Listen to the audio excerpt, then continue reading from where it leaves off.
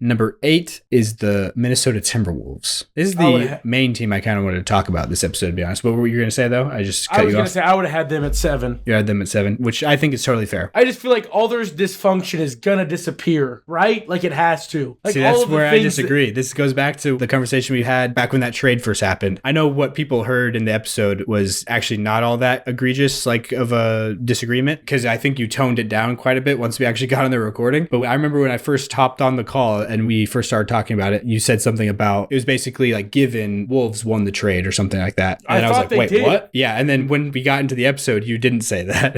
I don't know if you remember that, but on the episode, you were like, I think the Knicks definitely still won the trade, but I don't think it's as bad as everybody's saying. But then you basically laid out your argument, the reasonings why you thought it was more of the Wolves side of things where, you know, Naz Reid was going to hating mode. Yeah. I have like Sixers mode or Knicks hating mode where I just kind of like anything they do is wrong. And you also hated that the Villanova crew got split up. Yeah, that was lame. Yeah. Well, and that was right after the fight, and I was fired up for my boy, the Big Ragu. I vividly remember this now.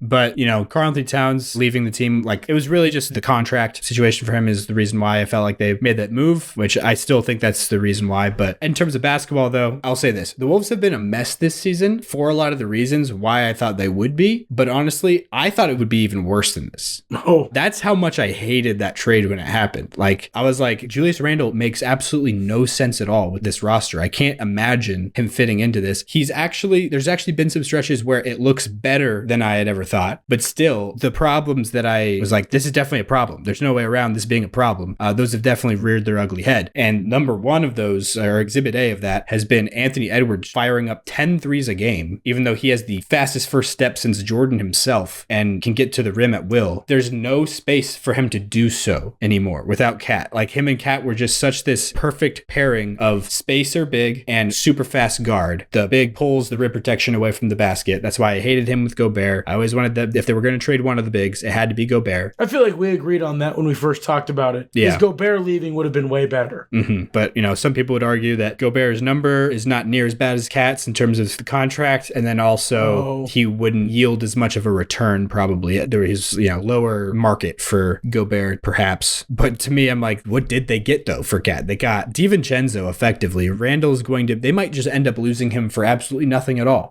I would say the most likely way this ends. Sick. For him to just not pick up his player option next year and go sign somewhere else for less money per year, yes, but for a longer stretch, more guaranteed money. Like, he'll go sign for like 25 a year for 4 years with Charlotte or something, you know, something like that is what I foresee happening. Because personality wise, he does not really fit all that well here in Minnesota, just along some of the players. Him and Ant work well together personality wise for sure. They've gelled, which I think is a big credit to Ant. I think he's good at doing that with basically everybody. But the interactions that we've seen between Randall and Gobert is unlike most things I've seen from two teammates before. It's like Draymond Gobert on the same team. Yeah. You're just like waiting for there to be a colossal, like, oh, there was like a full-on fist fight at T-Wolves practice. Yeah, it's been rough with how much they've visibly not liked each other. I'm starting to wonder if Rudy Gobert is unlikable. I'm starting to wonder just a little bit because there is very few people that are Rudy Gobert's a good guy.